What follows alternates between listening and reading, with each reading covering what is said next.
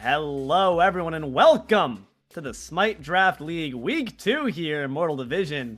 As you can see behind us, it's got Flourish and Eclipse going head to head here. I'm Deelo, joined by DoctahShru. Doc man, how we feeling? I'm excited. This should be a good matchup between both these squads. Immortal Division, these players know what they're doing here. We got some big names on either side, so I'm excited to see how it plays out. And if I know Flourish and Immortal Division, man, I know they are coming at this game with confidence. But will that confidence be more bark than it is bite?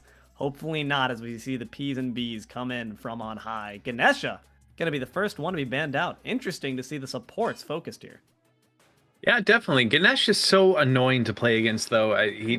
The Ohm just silencing out anybody is never something you want to play into. And Dharmic Pillar stripping all those protections and doing so much damage. I don't mind seeing that taken away here. And on the side of Eclipse, pretty typical stuff there with the Ravan, but then the Giannis ban. That is something I have not seen, I don't think, ever for this season. Yeah, the only times I think I've seen it is like second phase of bans. Maybe if you're really trying to target out the mid laner, maybe it's just a Poncho special, or they really don't want to deal with the global rotation coming out of it. But they'll follow it up with the Kali ban, which is back to more standard bans we see so often. And the Yorm on the side of Eclipse seems that they're going to be sticking to the tried and true. And game one, Doc, that's normally what you're going to see. We don't know quite what out-of-pocket picks these guys have in their pockets. So let's wait for them to maybe get a bit crazy with it, and then we can start going for those target bans. But in the meantime, we're going to see a pretty typical pick here with the Sun Wukong being locked in for Flourish. Yeah, good, solid solo laner, always going to do a lot of damage, be able to rotate early and often, has that level of safety. But Marticaris and Baba Yaga made it through the ban phase, made it through first pick, and might make it through second pick, as well as Hachiman is locked in. I feel like Marty and Baba Yaga get banned or picked up every game. I'm a bit surprised to see it kind of just passed over here so far. Maybe it's just a truce that we agreed to not let those annoying gods into the game. They're going to play it nice and clean and honest here. The dual lane for Eclipse already being a solid lock-in with the Umoja. Yeah, this is a good dual lane coming out of Eclipse. Umoja and Hachiman both bring a lot of pressure. In the early game, they have a lot of kill potential. In the late game, with all the setup and sustain that Umoja can bring to make sure the Hachiman can just kind of free cast in the back. And Hachi's safe himself with that mounted archery, so I really like this top two from Eclipse so far. Ooh, okay, how are we liking this, though? Daji going to match it with the Flourish. Have to imagine it's being taken into the jungle. What does that offer you? Haven't seen her in a bit. And it's been a while. She has a good amount of burst damage. She obviously has so much beads burning potential with that Powwow ultimate. It's a good setup tool to try to get individual picks. She's kind of hard to 1v1 with the burst damage that she can have. And they paired up with the Terra for their support pick, which is another good kind of team fight style play style, right? I mean, Terra gets to press 4, use that Earthen Fury, and kind of just win a team fight. It's a lot what she brings on top of the ranged initiation. So Flourish has got a good draft so far. And Eclipse says, you like sustain? I heard you like sustain. Here's a Hercules for you. Just add that one to the pile. And that can be a very annoying, unkillable god, but also the displacement he provides is going to certainly be a boon to you, as well as just being really good for instant on-demand CC. Yeah, it's very, the Hercules Sun Wukong matchup has existed in solo lane for so long now in Smite. They both bring different things, but they're very good at what they do. So it's going to be a fun matchup over there between Frost and POSTDRAMA. Excited to see how that one turns out. But I'm still just kind of blown away at the moment that Baba Yaga and Marticaris both still available. We haven't seen them picked. And so far, neither one getting a look in the bans. Yeah, instead we're going to focus out Rom and X-Ball, Agni to finish off Flourish. I'm telling you, bro, they were hitting up each other in the Discord saying, listen, no Marty, we're good. No Baba? All right, bet. I would ask you what's left on the table, but it's already been answered for you. But the Ao Kuang is going to be what Eclipse looks for next. A good solid jungle pick, assuming this will and probably should go into the jungle. The execute, always nice, especially, recently in Season 10, it's been a very tank-focused meta with lots of sustain, and executes just kind of get rid of all of that. You can look at executes as a way to kind of like delete 30 to 40% of their health bar. It doesn't really matter anymore. And so I like that lock-in, but this Freya is very fun on the side of Flourish. I love seeing Freya. She's had a resurgence recently. We haven't seen magical ADCs since like the beginning of the Season of Hope, but now Freya especially has come to the forefront. This one has not. God of Immobility himself, Zeus, makes an appearance. Yeah, this is so much damage coming out of Flourish, and if you do not have beads available, getting hit by the Powwow and pulled into the lightning storm from Zeus, you're just dead. There is nothing you're going to be able to do there. And all the while, Freya's just going to be constantly hitting you over and over with those autos. This is an interesting, but like so much damage coming out of Flourish here. And they're going to try to respond in kind on the side of Eclipse here with the lock-in of Set. Have to imagine that's going to be going in the mid lane. But what does the Set provide you in the mid lane, pros and cons wise? Pressure. It's so much pressure, especially with a Zeus on the other side. How does Zeus get away from the dive that Ao Kuang and Set are going to be able to put together? It is going to be a real struggle for Realty if he's not careful on this pick, because Set is just going to walk at you over and over. And if you do some damage, he can just hit his ult and sustain through so much. Got to try to just burst him down nevertheless, but I don't even have time to analyze. Let's get right into the gameplay. Game 1 coming at you in just a moment.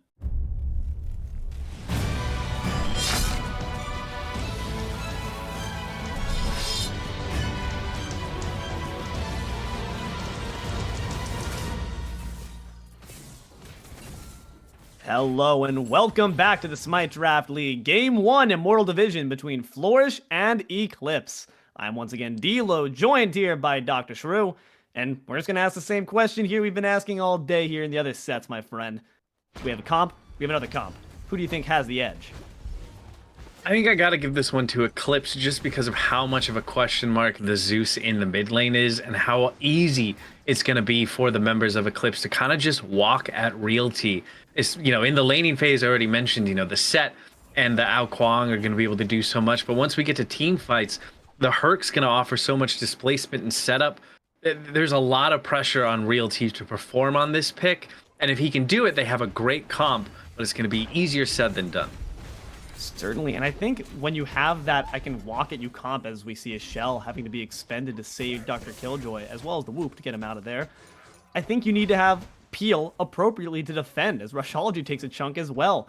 But it must be said, the Peel of Flourish might be lacking in that category. Terra certainly has CC, but it's not quite instant. Yeah, it's not, and it's not exactly what you're looking for to try to peel someone off of your mage. In all honesty, DRkILLJOY has a really good peel tool to try and help out. They can peel for each other in the backline. Realty can use the damage to get people to look away, and that banish is so good at just saving the life of a teammate if used correctly. We already saw a double whoop come out of Killjoy, so he obviously knows how to use that ability well. That could be a big game changer to keep Flourish in this. Gonna have to keep a look onto that. If Flourish is able to successfully defend their backline, they stand to be in a far better position than if they leave them hanging. On the side of Eclipse, though, let's just talk it out. Win cons, who are we looking to target if you are Rushology?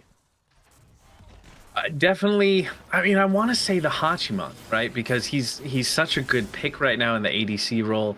It's someone you want your jungle looking at, but he has the CC immune ult of mounted archery, which is going to make it a lot harder for anything to get done on top of him. So it might end up needing to be Poncho instead on the Set. He has no CC immunity in the kit, so it would be an easier target for Rushology to look at if nothing else. But he's gone for an interesting build here at the beginning. It's the Warding Sigil as the starter option, so he's going to be a little tankier than you would expect, even going to damage like item first overall. And why do you think he's opted? Oh, hold on. Byburthe is lurking. Doesn't have the execute, but POSTDRAMA could nonetheless be in some trouble.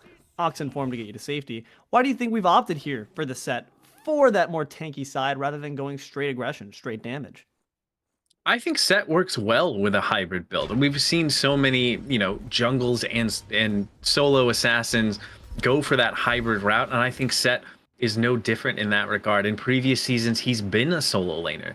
He's been someone who's built tanky and hybrid, and I feel like that works very well in, you know, the Season of Souls here. So I like this option because he's still going to do so much damage, but the ability to kind of sit on you while he's doing that damage and tank through what Freya, what Zeus are going to be trying to put out on him with those extra protections or mitigations or health or whatever route he decides to go. He's a great pickup onto the set.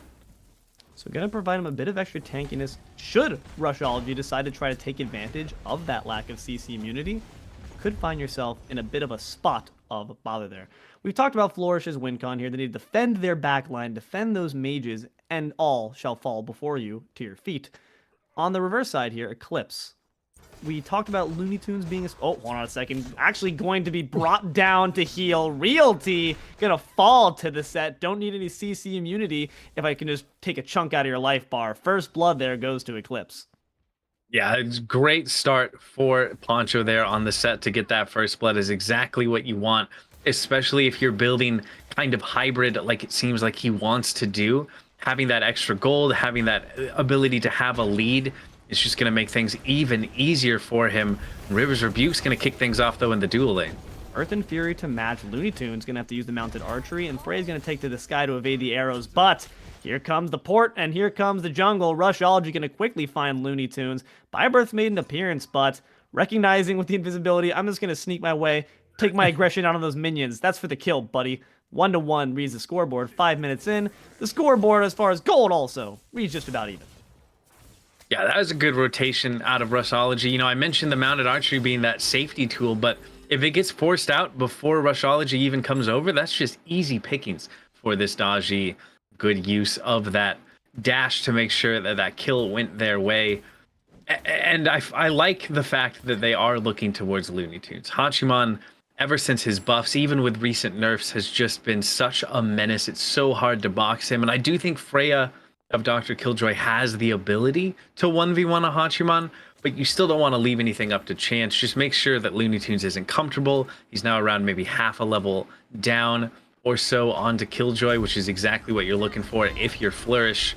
And they can just continue to try and play through your Freya, because Freya is one of those gods that if you get them ahead, if you allow Freya to get to late game, it is so hard for anybody to step up to that god who can just absolutely melt frontliners and backliners alike.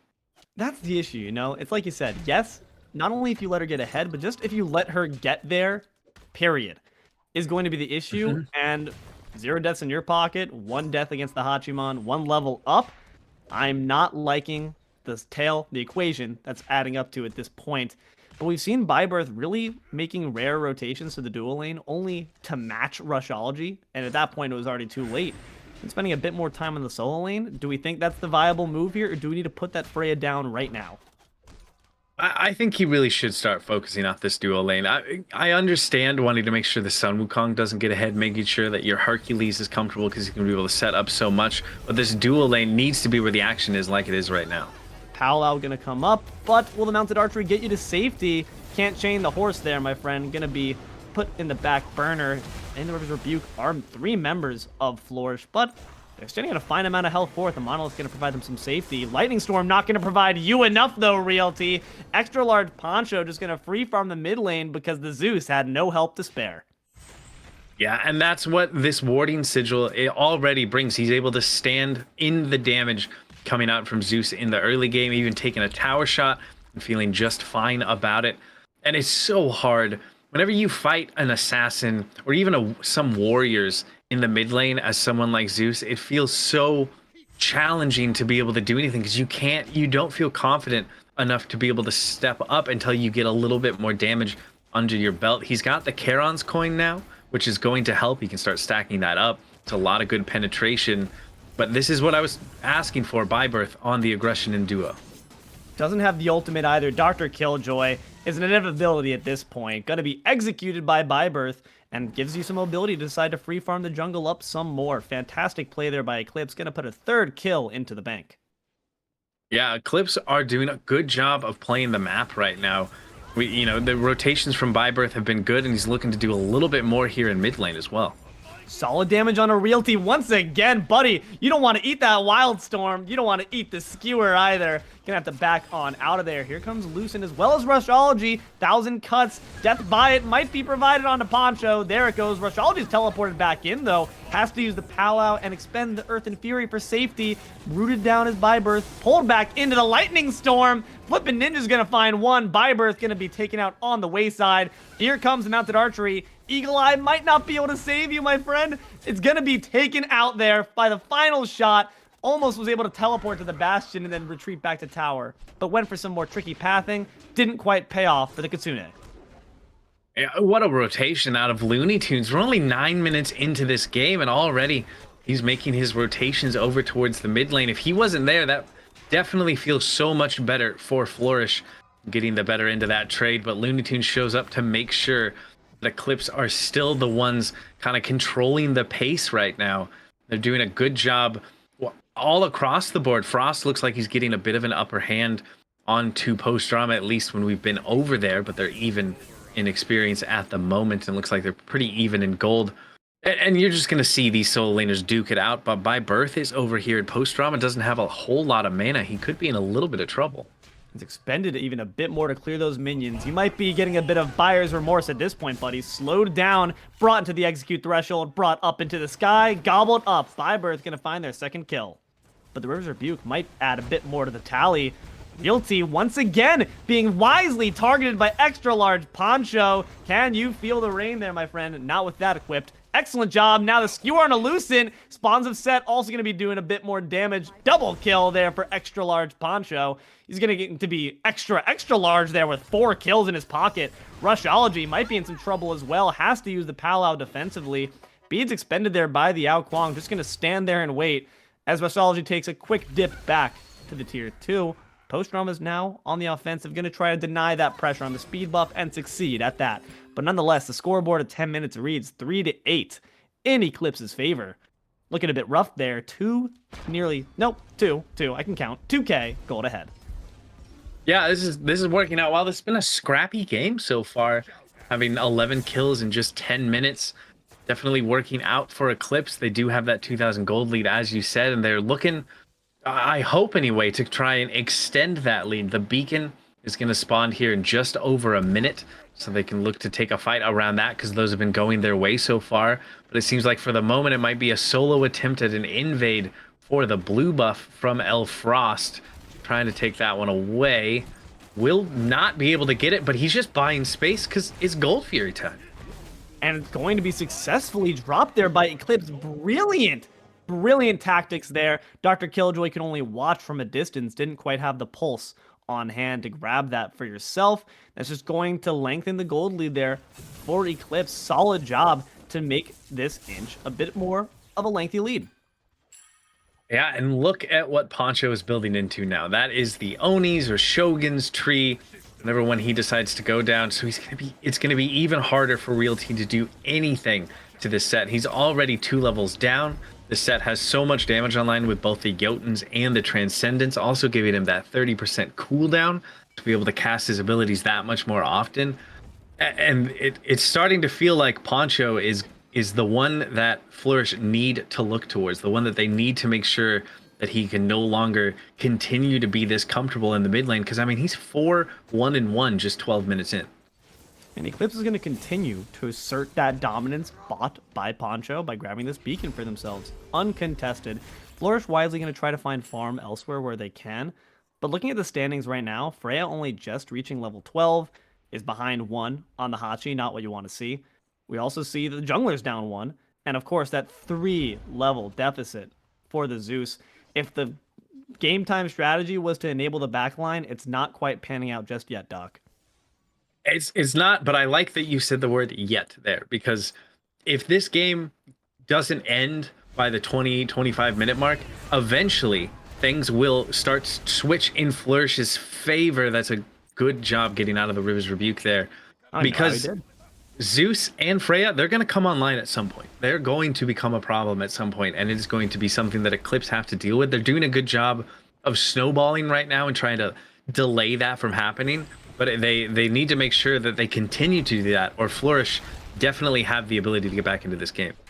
POSTDRAMA gonna have to take a quick trip back into the sky because that excavate doing lots of damage there from Elf Frost. Lurking down beneath, trying to catch him. Driving Strike, this could be troublesome. Just really being bullied out by the Macho Man. And, you know, you gotta imagine that POSTDRAMA is waiting for the later stages of the game where they can rotate. But even when that happens, I just gotta feel like Hercules contributes more to the team fights than a Sun Wukong will. Yeah, in the team fight phase, his displacement is just so hard to deal with. He can even look to steal objectives that Flourish might want to do with that excavate. He's got such the ability to sustain and just kind of walk at people. Sun Wukong's game plan is more to kind of act like almost a jungler in some ways. Flank around, use your mobility, bring the damage that the kit allows you to have, especially getting that, Soul Eater start with the Glad Shield. He's going to be able to pack quite a punch. And so it's a difference in playstyles. But if Sun Wukong is behind or unable to really do what he wants to do, it's not as impactful as a pick as Hercules, because he just kind of has the Tiger Stun and maybe a knock-up from the Ox. And now Eclipse going to continue to just put more things onto their side here. Pyromancer being dropped 14 minutes into the game. Uncontested once again. Is this a vision issue? Is this just a we don't want to step to this issue? What does Flourish need to do to get themselves back into the game? I think they just need to focus on farming for the time being. I don't know if they knew that Pyromancer was going on and felt like they couldn't step up to it, because Pyro this early in the game, not as impactful as it is later. The bomb isn't something you're going to use too often, and it has much less gold and XP than something like a Gold Fury. But they can't continue to give up every objective. At some point, you got to draw a line in the sand, plant your feet, and say, we're going to fight this one. But I do understand that they want to kind of maybe get later into the game. They want this Freya to get maybe one more item online. Has the Telekines and the Hastened, maybe with the Demonic or the Cyclopean, whatever one they decide to go next. Could be the moment for the Freya to come online. The Zeus has some flat pen now. They're getting close to the point where I feel like they'd be more comfortable taking this fight. I mean, Eclipse looks comfortable right now, straying very far into the opposing jungle, and even putting down some wards as well, trying to stake their claim and maybe bait out a fight onto this Fury. As you see them standing around the corner, Elf Frost just waiting to pull someone into his clutches. Lucent not going to oblige until he smacks him with some stone walls first.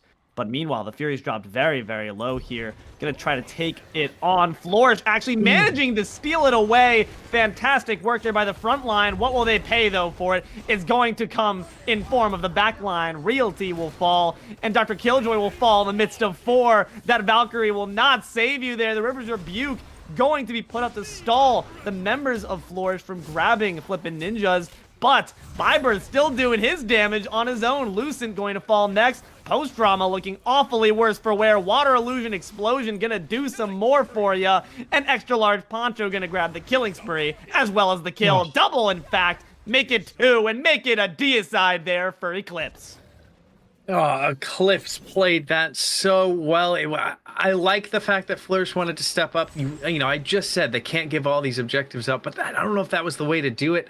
They sent one person forward, did manage to steal the objective away, which is great, but their team was so split. Elf Frost was behind the support of Flourish, and there was nothing that the Terra could even really do there, because Frost is just so ahead on this Hercules, so hard to deal with.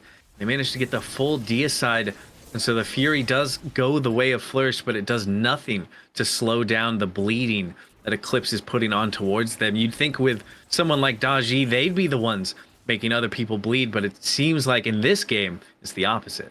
I mean, she's giving them paper cuts, but Eclipse is giving them category 3 open flesh wounds. And that's going to be a lot harder. You need some quick clot or something, because at this point, there's not going to be a late game to get to. We talked about it before.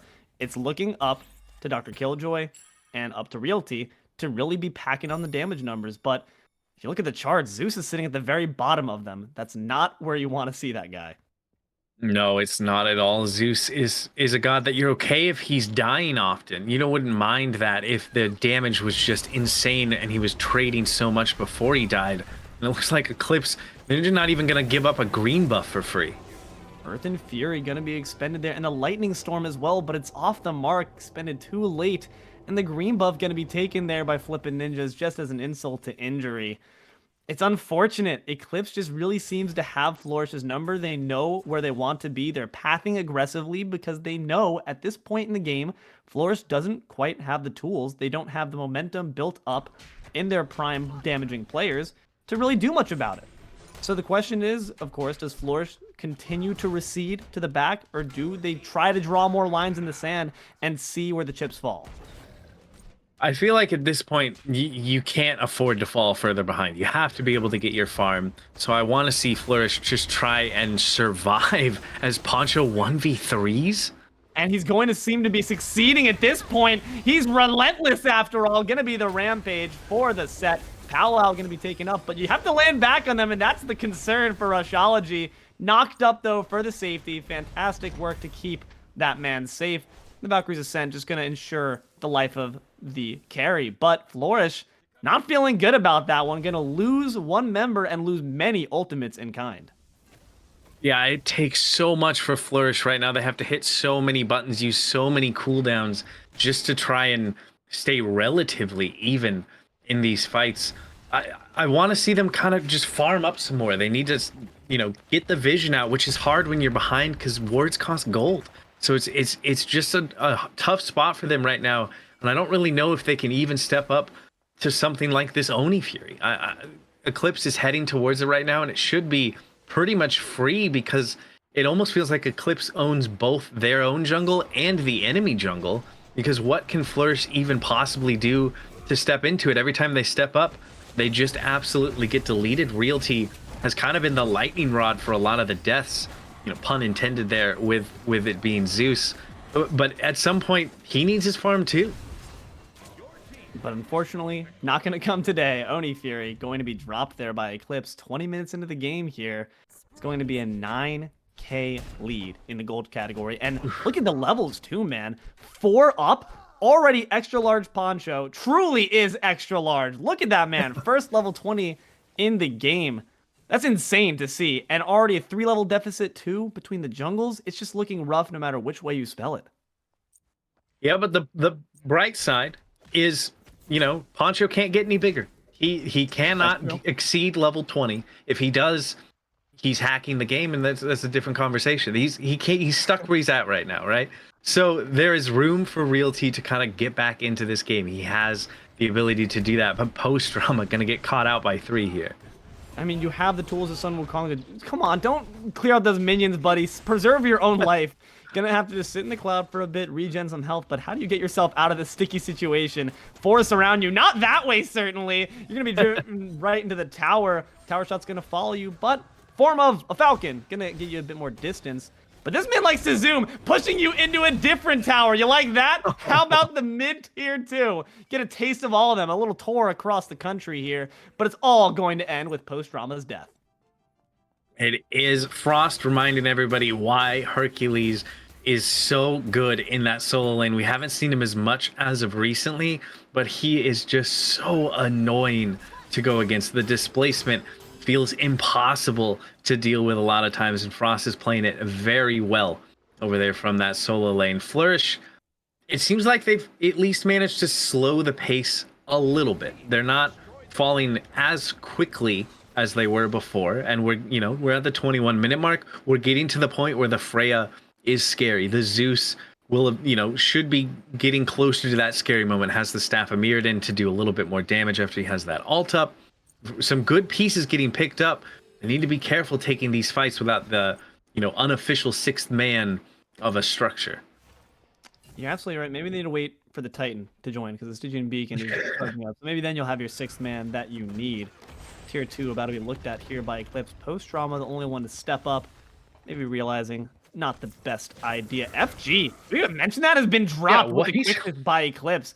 If not, then it happened. I don't think Flourish even knew. But us, the all-seeing casters in the sky, couldn't even see it, how quickly that thing was just blinked away. Wow. Yeah, Frost must have just been zoning while he was down there at the speed buff. And they pulled a fast one on everybody, not just Flourish, but on us. That's 7 people they pulled a fast one on right there. That is impressive coming out of Eclipse. And now the game at least simplifies. if you're Flourish. They have to defend these Phoenixes. There's one T2 in left. You definitely do not step up to that if you're Flourish. It's all about the birds at the moment. And their siege defense is pretty good. I mean, Lightning Storm takes up a wide area. It's a lot of damage that Eclipse is not going to want to stand into. You have the Powwow coming out of Rushology at the same time to pull them in, to displace them, or at least burn the beads. And Freya now has all 4 rings online, so she's going to start, you know, attacking you very quickly, slowing you down and doing quite a bit of damage. So Flourish have the ability to defend here. And I think they could have a chance here to be able to try and get this done. But they need to play it smart, and Rushology needs to be careful not to get caught out. Elfrost is so menacing, just standing at the edge of that Phoenix, daring someone to try to step to them. Not going to be brought into the rest of the team quite yet, but a tier 2 in left will fall. All tier 2s off the map here for Flourish. Phoenixes will be looked at next as they begin to saunter in. Elfrost once again leading the charge. Excellent pull, excellent push. Gonna have to expend both beads as well as the ultimate, but no damage on the board. River's Rebuke gonna push them in. The Phoenix in mid, meanwhile, being bombed down and brought down thanks to XtraLargePoncho as well as Byburthe. Here it goes. The pulls, but actually does beads it in kind, and now Rushology is up for the chopping block. Execute on board. Killing spree there for the Ao Kuang. Lands right on the DrkILlxJOY. Can you find the kill? That was a big killjoy of you. Jesus, that was close. Byburthe now has to saunter their way on out, but it's only Lucent to do the damage, who's now driving strike back himself. The members here of Eclipse are working a bit worse for wear, but they got 2 Phoenixes. They are happy. Yeah, that they got a little, they're feeling themselves a bit. I mean, Byburthe literally almost diving the fountain for another kill there. Not quite what you need, but they're just so far ahead. They're able to do that. They get both birds. They're going to take the beacon. They'll be able to take this Primal Fury as well. And honestly, taking the beacon and unleashing the Titans, they can't win now. The Titan's going to leave the Titan room, so they're going to have to kill the Titan twice before we'll be able to take the win, but at least they can push with their own to try and maybe just get that last bird if that's what they want to do, just to play it really safe. I mean, it is going to be strutting down the right side, the one side where the fire minions will not be. So Eclipse has a great chance to use that Siege Juggernaut to its full effect, which you don't oftentimes get to see. It's oftentimes used as more of a glorified distraction, but like you said, it's a simplified game plan. We push down, we win. Yeah, 100%, and it's going to be really hard for Flourish to defend this because, as you mentioned, fire waves in both mid and left are something they're going to have to keep an eye on. Now, granted, they can't do damage to the Titan when the Titan isn't there, but they will pool up in the Titan room and do a lot when that Titan respawns, so they still need to make sure they're pushing those out. And already, Elfrost is just here, no fear whatsoever on this Hercules, just making sure he knows where every member of Flourish is so they can get ready to take this fight around the Titan. And it doesn't even look like Flourish want to take a fight around the Titan. Rightfully so. They just need to kind of focus on their farm and make sure these lanes are pushed up and get ready for the next siege attempt. But there's no farm to be had here, and they're looking a bit disconcerted. They need to be grouping properly and make sure their comms are laser locked tight, because this engagement, it might just be deciding game 1 here. POSTDRAMA is stepping up, but Elfrost has shown no problem with doing just that, driving striking you right into a wall. And one good pull could really mean the entire fight. The question is, who's going to be the first to step up to Hercules' clutches? He's just 1v2ing with impunity, has no issue about it. Those 1,000 cuts are doing baby numbers to those fire minions. Earth and Fury being expended here in the solo lane side. Titan's about to be arriving on your doorstep, buddy. You think this is bad so far? Wait till you have a full health Chaos Titan knocking down these birds. Execute range exceeded there by Byburthe. Gonna find POSTDRAMA. And he can now dive wherever he wants. No one in the fountain to grab. Why don't I just 100-0 Realty instead? Gonna need some help there from Elfrost. Maybe get a rock to your name. Not quite enough. Here's the Rock'em Sock'em Robots battle we need, though. Clash of the Titans. A very short movie if you're Eclipse versus Flourish. That's going to be game 1.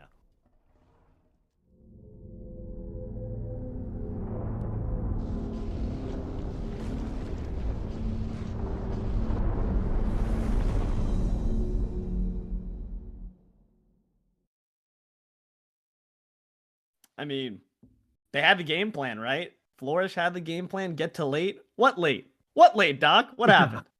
Yeah, Eclipse just never let that late game happen. I mean, we don't even see games go that quickly in the season of Souls. I feel like so often they're pushed to the 30, 40, 50-minute mark with dances around EFG, but Eclipse just had that snowball mentality and used it the entire time. XtraLargePoncho on the set got ahead right off the bat and never let his foot off the gas. 7-1 and 5 on that set, was just leading the charge, and then just passed the torch off, passed it over to the Ao Kwang, who was able to then just run the show. Eclipse just did exactly what they wanted for the entirety of the game. There were aspects that they had on the reverse side of Flourish that looked good. Rushology had some good early pressure to try to make those openings for those mages to thrive. Unfortunately, didn't last very long. I feel like as well, when it comes to the battle between supports, we saw a lot of work being put in by Emoja. Didn't get to really talk about it too much during the game, but of course the unsung heroes always are those frontliners. Frost, though, gotta throw some attention to that man. He was causing havoc, displacing, damaging, tanking, spanking, doing it all. Yeah, he was literally in that last fight when they were sieging the right-hand bird. He had 2 to 3 members trapped in the fountain room on his own. He was just standing there. You mentioned it in there. He was 1v2ing without any issue whatsoever and just kept them away. What does the remaining 2 to 3 members of Flourish do against the rest of Eclipse and the Titan walking towards them? Frost can't be allowed to play this Hercules again, which feels weird because it's a Hercules in this meta and you wouldn't really want to ban it, but they need to do something to make sure he doesn't get that. It never feels good when you have to go for bans that don't already align with the meta, but it might just be a necessity. What else are we looking for? Maybe less external? Let's look internal. What does Flourish need to change about themselves? I feel like they could draft a little bit more early pressure. It was really just Rushology on the Daji bringing the stuff in the early game, and Daji isn't really an early game god. It was just Rushology playing the pick very well.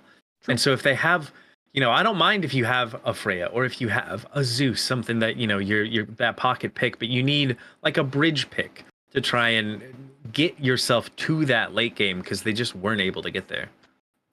But nonetheless, we're going to seems have a little bit of an action replay running back the same bans we saw earlier. They really hate Ganesh. Yeah, they do not want to play against that, and I guess I can't blame them if FN7's just gonna walk at them. As Yamoja, you can do the same thing as Ganesh, and it's just so hard to play against. That's different though. I like that one. What are your thoughts on the set ban? I think it's great. Poncho was just a menace from minute one. Their set is in a very good spot right now, and the fact that they can flex it into, I would assume, multiple roles because set isn't necessarily mid first in my mind. So I like just taking that off the board. Make Poncho show that he can do the same thing on a different pick. But no different picks here for Flourish. No new friends. Sun Wukong still going to be their ultimate first pick. POSTDRAMA on that god. Did we think that was worth prioritizing? Was the performance worth it? He looked okay on it. I think Frost just looked better on the Hercules, but yeah, I think Wukong is a really good pick right now in solo. If it's something POSTDRAMA is comfortable with, I don't mind them locking that in. We're still early in the season. Play what you're comfortable on. Play something you can perform on, especially after a game like that one. You need something to bounce back from to make sure your mentals aren't kind of like falling away on the side of Flourish. So they're keeping Sun Wukong as the anchor. I'm not going to lie to you, though. We've talked about it before, but like when there's a Marty on the board here, are we really going to let our loyalties and agree to the oath to not pick Marty or Baba Yaga for the entire set? It seems like such a wasted opportunity. We talked about how there's such a lack of safety for Realty, and Marty seems to offer all of the issues being patched up, but instead, a Susano, also a very good pick to its credit, going to be locked in there for Flourish. Yeah, and I mean, Marty has the safety. Baba Yaga has the safety with how tanky she can get. Yeah. There's definitely, there's choices there, but I think you must be right. They must have agreed. We don't like those picks. We're not playing them. Keep it out of the lobby.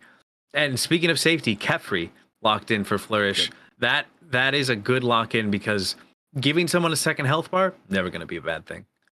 Absolutely. You just gotta have to make sure you place those well. Eclipse was looking well coordinated enough that honestly, it can sometimes be just all it is a speed boost. If they coordinate their comms well enough and say, all right, just don't touch them, don't touch them, don't touch them, then they're going to be fine. But on the bright side, the gods that you have so far on Flourish's side, very mobile. So those extra few seconds could be just enough to get a jet stream up, storm kata up, or the 100 shifting forms up. So you have some tools in your pocket to ensure your team gets to safety. On the side of Eclipse here, Hercules, back once again, the front line remains the same. X-Ball going to be the carry. Yeah, if it ain't broke, don't fix it. Frost looked great on it. FN7 looked great on the emoji. They locked those in. I really like this first ban in the second phase coming out of Flourish, though, because Byburthe looked good on the Ao Kuang, and executes don't care about Kefrialt.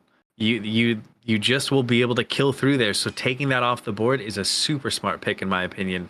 And Baba Yaga, finally, someone at least recognized she was a god. Yeah, like, what? That's such an afterthought ban. I mean, it leaves still great picks on the board. If we're looking for safety from Flourish, honestly, like a Morgan Le Fay would not be a bad idea. Eclipse, locking in one of the best gods when it comes to just causing mass chaos and hysteria on the field. It's Hoonbots, baby. Yeah, Fear No Evil, since its inception in Smite, has always just been one of the best team fight alts in the game. Yeah. And it's even more displacement to add to what FN7 and El Frost can do. You drop a Fear No Evil in the middle of a fight, you're burning beads, you're making sure that no one is comfortable, and you'll be able to get a lot of picks. This is turning into a scary looking draft for Eclipse. Danzaburo can add a bit of fun, a bit of levity to the cast here on the side of Flourish, but not a god that we've seen really, in my experience, at all for this season. So I'm curious to see what the logic behind this is, and even more curious to see why the Zeus, wrong god of lightning, is making a return. Make some heads and tails of this, my man. What do you think is up in their brains? It's got to be just Realty's most comfortable pick on that Zeus, or it could be he didn't get to show off why it was good in game one, and he's wanting to show it off here. And so I guess I don't mind it. You know, try it again if it's something you guys have practiced. On the side of Flourish, I like it. And Danzaburo brings his own level of safety with the taunt, his ability to turn into a leaf, the rocket getting him out. I like the Danzaburo pick more than I like the Zeus pick, but the Zeus does look better in my opinion, knowing who he's going up against on the mid lane. And also knowing who he has with him, too. The Kefrialt is going to be a massive boon to ensure some safety. Hey, we don't have instant demand CC, instant demand peel, which honestly Flourish does still have, thanks to Wind Siphon and Typhoon, as well as Abduct. But now you also have a Scarab's Blessing on top of it. Sounds like a pretty good formula to success for me. Gonna have to see if it ends up coming to fruition for Flourish. Game 2 coming right up in just a moment.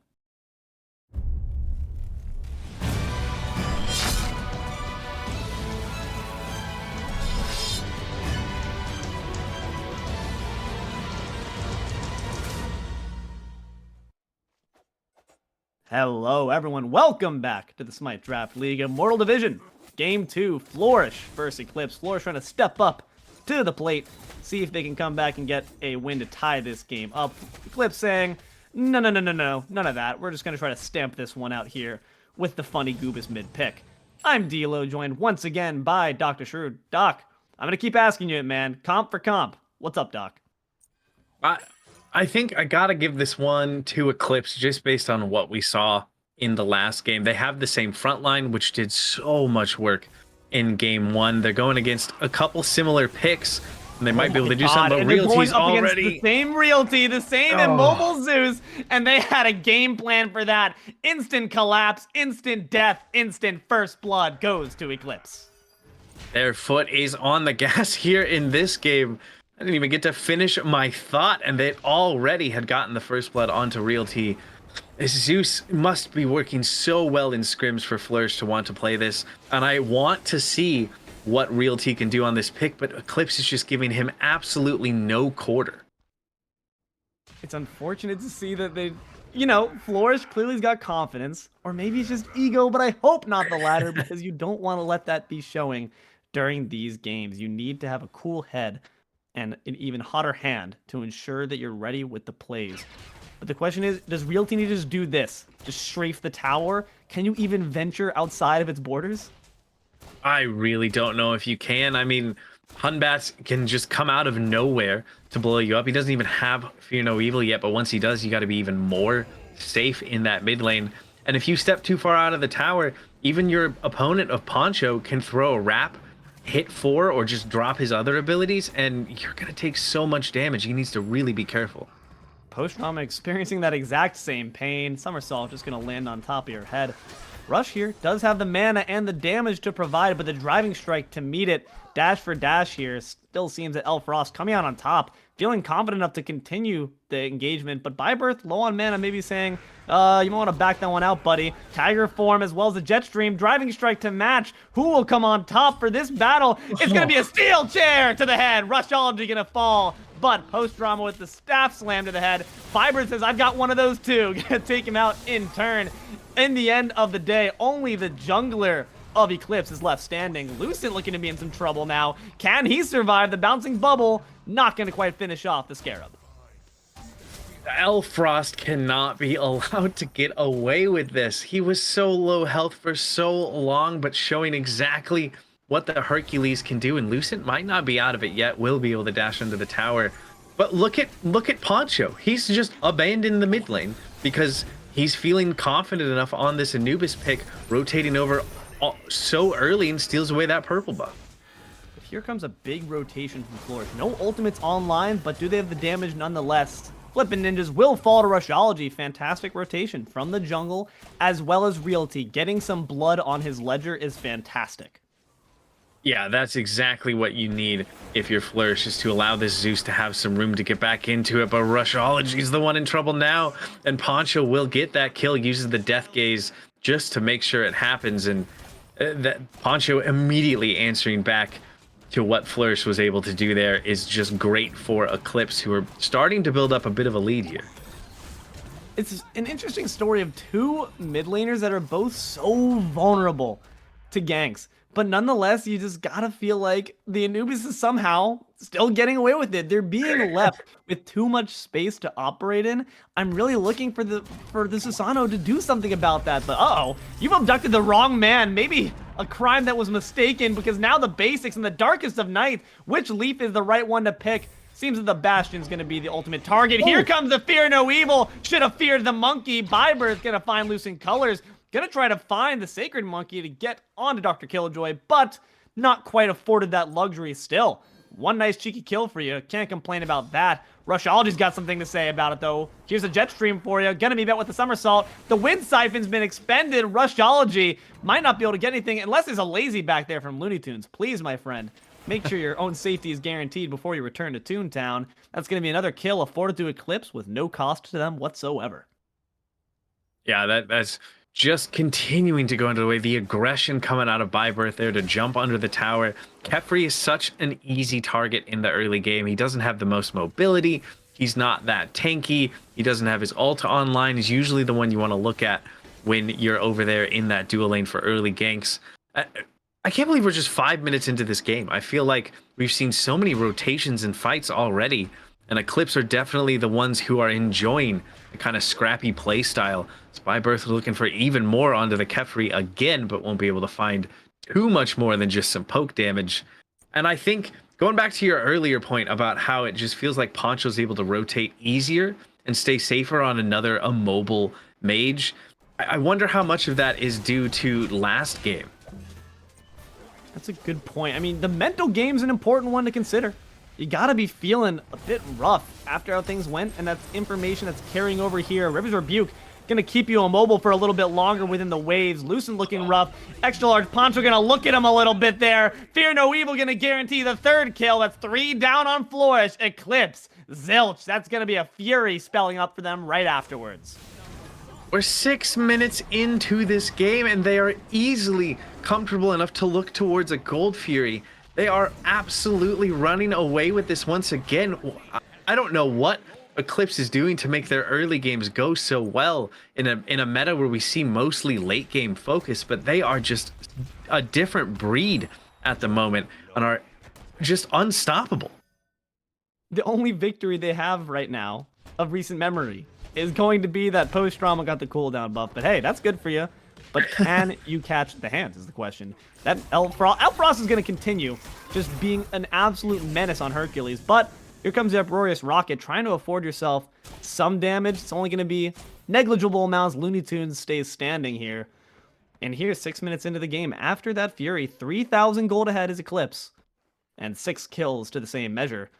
It's just looking awfully rough here for Flourish. I mean, like you said, it feels like we've seen so much. Yet the game has only passed with such little elapsed time. What can Flourish do to make it feel a bit less stinging of a defeat for right now? It's a hard question because, you know, you have the Zeus, if we make it to late game, to be able to do quite a bit of damage and be able to turn around a lot for the squad. But we saw last game, Eclipse not really going to give them too much time to make it to that late game. So Flourish needs to kind of look towards a different game plan here. The Zeus can do quite a bit of damage right now, so just look to maybe even just trade out if you see Poncho go into that ultimate, drop a lightning storm on him right away, make him a little more uncomfortable, and use the setup that you have, the displacement from Susano, from Kefri, from Donza. Honestly, I think they might just want to look to start trying to death ball and make their own version of this pick comp that Eclipse has. They're not quite succeeding at it yet, but I do agree. Just a complete change in strategy could be exactly what the doctor ordered. I'm not just talking about you, DoctahShru, but nonetheless, would be important because at this rate, Eclipse is bound to do exactly what they did game 1. It seems to be their game plan. Look at them venturing all the way in the purple buff, and here comes the engagement. Going to be dropped right into the head. The Scarab's Blessing's already been used, but they're caught between the waves nonetheless. Riptide for you there, my friend. I'm not just talking about the actual ability, but this is rough. Rushology gonna find 1 kill on a LuneyToons, but brought down a low himself. XtraLargePoncho, not happy. Just gonna walk at you a little bit. Grab a double for yourself, my friend. And the Rampage. Realty gonna say, mission accomplished. We got a kill on the board. I'm gonna go back home. Yeah, that was what I wanted to see out of Flourish. They grouped up. They didn't just concede the pressure there. They looked to try and turn that fight around as a full unit. And it still just wasn't enough. Eclipse was still able to just kind of run through that fight. It did end up losing 1, but might end up losing Realty again if you're Flourish, and they do XtraLargePoncho with his 6th kill of the game, only 9 minutes in.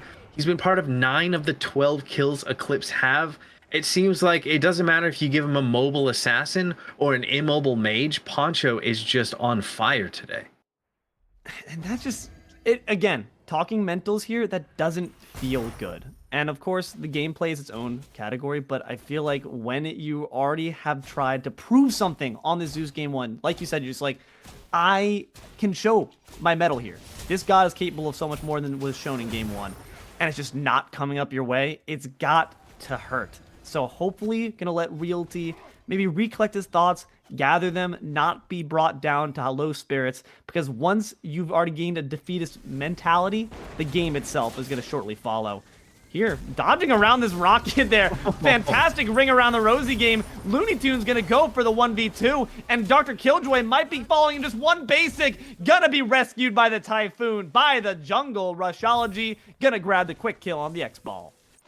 Wow, that was so close there. But Uz is able to get the kill, so that's good for Flourish to get something back else in their favor. Make sure that maybe DrkILlxJOY could be an avenue to come back into this game. I feel like Flourish need to continue to do stuff like that. Find any sort of, weakness in the armor of this Eclipse team here in the early game and exploit it as hard as possible. And if that is going to need to be playing through DrkILlxJOY, that would be great. If it needs to be post-drama kind of showing his stuff on this Sun Wukong, that would be great as well. They just need to choose something and hyper focus on it as like an avenue back into this game. They need to have the Rainbow Road to success, because at this point, Flourish, though they stood a bit strong with that 1 dual lane engagement, it was more so really because of the heavy engage from the opposition. LuneyToons was just caught out a bit too far. Might be the same thing here for Byburthe. Got to be careful there, my friend. Rushology brought down to about half as well. Here comes the Kefri. But on the solo side, 1 basic will do it. Steel chair to the head. Post-drama. Gonna go down. Rotation from Realty. Will the detonate charge be enough? Didn't quite have the lightning bolt or the chain, and the detonate charge will not do enough to Frost. That opens up a nice and clean Oni Fury. for Eclipse to just will on this objective side of the game. And now they're just going to continue to extend that lead. 11 minutes into the game here, about 6K ahead, and 9 kills on the board as well ahead of their opposition. It just does not feel good at this point.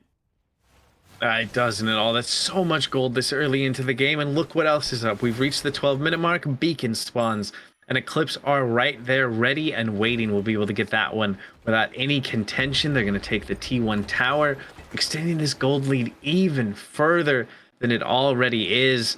It's just so hard if you're Flourish at this point. I mean, you're already thinking about different, can we contest the next objective? Can we step up to the next fight? When do we make our stand? Because you have to at some point. But right now, if you step towards the member of Eclipse, there's so many levels down. Like, the gold lead is one thing. The experience lead is as big, if not even more important this early in the game. I mean, speaking of leads, the only lead that's not crushing as far as levels goes is POSTDRAMA, only 1 level down in deficit. Is that the hope we look towards? Do we wait for him to be farmed up to 20 and then make those rotations? Or do we call in the cavalry now? Say, POSTDRAMA, we need you to get your butt in the mid lane, back us up for these fights. I feel like it's got to be that second option. They need to just group up. They're so far behind. The 1v1s, the 2v2s are not going to go their way. They need to have unfair advantages and have rotations to try and make this happen. Because, yes, POSTDRAMA's the least behind, but he's even in more trouble underneath the tower. Can't even make it into the ult, but it's allowed at least more over here in left lane. LuneyToons is just getting absolutely mollywopped by 4 members who still have to expend the shell, and Eclipse says, okay, we're fine with that. Let's go burn down this Pyromancer. They're making sure to just take advantage of where the enemy isn't and where they are. They get a kill for kill, but the Pyromancer will of course spell that Eclipse is the better ones off for this trade. Yeah, they are, and LuneyToons, as you said, he's just the one that is accepting, hey, if they want to kill me, they can kill me. We're winning absolutely everywhere else. XtraLargePoncho, though, might be losing this fight, but the Mummy is actually going to kill, send him back to Khepri, but it gets sent right back to the Fountain. Rushology gonna meet his end at the driving strike. Fantastic Riptide pushing Realty back into the midst of Eclipse. But it's only the front line here, but that's Frost on the front line. It's very scary indeed. Realty trying to do his darndest. These Riptides are just straight up abusive. Leave the bug alone. Might be swatted in just a moment by the driving strike. 3 kills up. Killing spree there for Frost. Byburthe gonna join with the rampage. Frost gets the double onto DrkILLxJOY. And that's 3 members down for Flourish. Zilch for Eclipse. That was criminal out of the Yemoja and Hercules there. Just the Riptides were incredible. The pulls from Hercules were incredible. They controlled so much of that on their own. They didn't even need backliners because they were constantly displacing, constantly CCing, and they're going to do the damage eventually if you don't get to move. Lucent literally wasn't allowed to play the game on the Khepri for quite a while there, just completely getting controlled.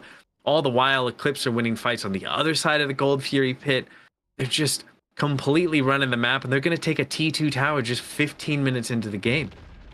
It's especially stinging to see because Lucent, known for the premier Yemoja player of the division, gotta sting to see that god being put to such great effect against you. I mean, like you said, it was like modern Yu-Gi-Oh! You just could not play the game. Put down your controller for 15 minutes, check your Twitter. I'm still being juggled by the vortexes. Okay, I guess I'll just go back to Fountain then. It's really solid play there from the front line that they're able to act as if they are the damage core. They're doing a great job in coordinating. And once you have the 5v5, forget about it, man. It's only going to get worse for Flourish. Yeah, the avenues back into this game are shrinking and shrinking the further it goes on. We're 16 minutes in now, but they're still just so far behind in the late game scaling that can come from a Susano, the late game scaling that can come from a Zeus. We just might not be able to see them again, as we didn't get to see the scaling in game 1 because Eclipse are just unrelenting in the entirety of the map. They're constantly applying pressure everywhere. Now they're starting to group around another Fury. Might look to extend this lead even more. DrkILLxJOY needs to be careful. These darts are doing mega damage. Excellent Scarab's Blessing, but you brought him right to the Goobus' paws. Fantastic job there by XtraLargePoncho. Byburthe gonna grab his own kill on a post-drama in the solo lane. Lucent caught between two waves, but brought back in by the Riptide. There goes the Scarab once again. XtraLargePoncho gonna be granted the double kill there, thanks to the fantastic plays from the support. Flippin' Ninjas is really doing it all. He really is. Every team fight seems to be a 3 for none, a 4 for none, even just a 2 for none, constantly going in Eclipse's favor. And now the jungle solo combo, they're walking up to the Phoenix. 17 minutes in, there's still a tier 2 tower there, and they're just buying space because Gold Fury's getting dropped by the rest of Eclipse. They say there's a 2-2 tower. No, there's a Zeus there to kill, and they're gonna actually be able to burn the beads, I believe, off that god free for the next engagement if Elfrost manages to get him into driving strike range. Grouping up 3-man strong here. Eclipse in the mid lane, 2. Gonna be rejoining off the back end. Could call for a very sneaky Fear No Evil, but it's not quite up just yet. The beacon's gonna be opening up soon. The question is, who decides to make the first move on this one?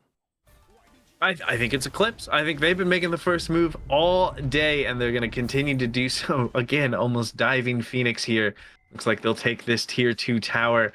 Not too much contention. Flourish realizing they cannot afford to step up to that to do anything about it.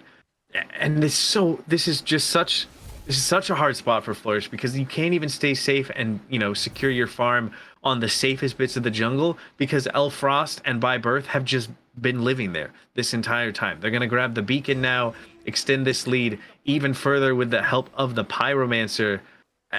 And Flourish is just, I don't even know what to tell them to do at this point. It is a rough situation. They've got to band together and just hope for a mistake coming out of Eclipse. And you know what? That's not even the worst strategy. Sometimes, you know, you have hubris, and I'm sure Eclipse is feeling like they're getting a bit big head mode. I can only imagine. They haven't shown for it yet in their gameplay. They've been making good plays, but you know, you keep giving them these sort of leads, they're gonna be feeling some hubris at some point. Give them the opportunity to step out of line. Give them a rope to hang themselves with, and Flourish could find themselves making some small victories and cobbling them together to make some bigger ones. But for right now, they need to just be playing it safe, grabbing some good farm for yourself to ensure you just don't completely get trounced in the next engagement. Yeah, that's the important thing, is try to grab any amount of farm you can without getting yourself killed in the process, which POSTDRAMA might be a victim of here as he gets jumped on by 2. Not listening to your advice whatsoever, instead crushed beneath the boulder. Rampage there for Elfrost. And now a Fire Giant sub 20 minutes being looked at. Eclipse, they must have pizza rolls in the microwave or something, bro. They need to be done. Mom's calling. We have to get off the Xbox right now. Fire Giant at 19 minutes, 47 seconds. Clock it. Gonna be grabbed there for Eclipse. Yeah, they're going for some sort of speed run record here in Season 10. I haven't seen this kind of pace at all since the changes that came with the new map. They are just absolutely running it down. That T2 might as well not have even existed. Now they have any option they want. All 3 Phoenixes are open and exposed. They have mid waves in both right and, or they have waves in mid and right to look for, but they don't even need to wait for them. I mean, the front line's separated. Gonna have to expend the Phantom Shell there, but that's a price Eclipse is happy to pay. Meanwhile, Rushology, what can you do? Just jump a little bit. You know, laugh through the pain, jump through the pain, but quite a bit to jump through. POSTDRAMA looking to be in a bit of trouble. Is this familiar? Crushed beneath the rock once again. Elfrost has been so on point with these excavates, these earthshakers. Everything he's been putting out has been succeeding. Eclipse is now posturing to maybe secure the entire victory as soon as they grab this last bird. Left side Phoenix being looked at next. Gonna drop down with the quickness. Elfrost can tank this all day, all night. What can they do in response? Well, Lightning Storm will at least turn around some damage, but it doesn't seem like Eclipse cares at all. They're just standing through it. The Phoenix goes down. If they can get another pick here, they could look to end.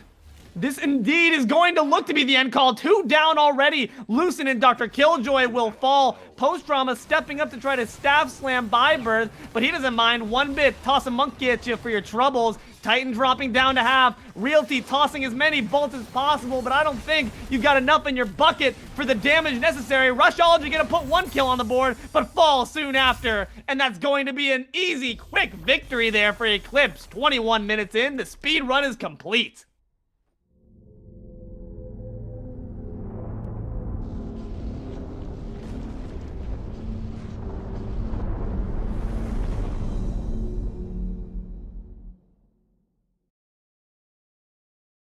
Dude, week 2, any percent. Crazy speed run. Crazy. Yeah. Gonna be seeing that online soon.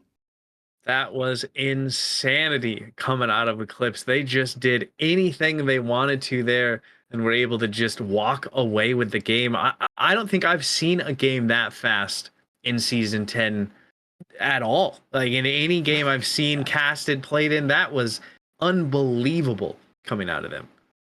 I mean, let's just try to break it down here. What enabled them to just put that absolute mollywop on the opposition? What, on the opposite side, what from Flourish was just buckling too much to support the pressure being put on them by the opposition as well?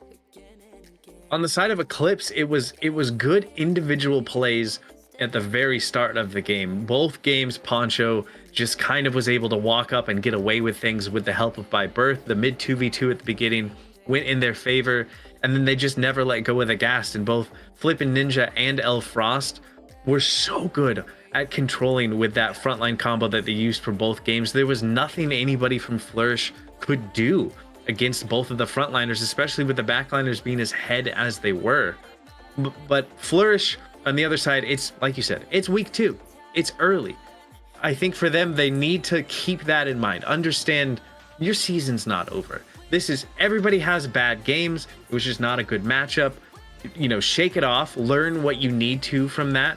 You know, whether that's getting some more early pressure to pair up with your Zeus, whether that's, you know, trying something besides Zeus in the mid lane, whatever it happens to be. Learn what you can from it and then just forget about it. Move on. You have week 3 coming up. You got plenty of games, lots of season left to try and turn things around. I feel like Flourish have good players and they can definitely kind of move on from this unfortunate set. Absolutely. I mean, I think what they need to reevaluate is their hatred of Ganesha and what that stems from. Like, we'll hop on the therapist couch. Why do you hate the elephant so much? Maybe focus that attention on that Hercules. That guy's kind of crazy. But I completely agree. You should never let one game spell out the rest of your season. And Flourish has a great one looking ahead of them. If I know the boys of Flourish, they're brushing this one off. They're saying, hey, we have a lot to learn from here. Let's study up. Make sure we come at this game plan against any other team, even if it's Eclipse, anyone else. They're going to come out with moxie, with fire, with drive, with the will to continue pushing on. And that's what you need. You just got to remember the good parts about it, put those in a bottle, look at the bad parts, say, hey, put those aside. We'll make sure to learn from our mistakes. And I'm sure they will do just that. But that being said here, nice and quick, easy set for y'all to watch. Thank you all for doing so here at the Smite Draft League. Week 2 Immortal Division game between Flourish and Eclipse. I'm Deelo, joined here by DoctahShru. We had iNooblet up on the cams and the production. Thank you very much for that, my friend. Always appreciated. And you all have a great rest of your day. Thanks for watching.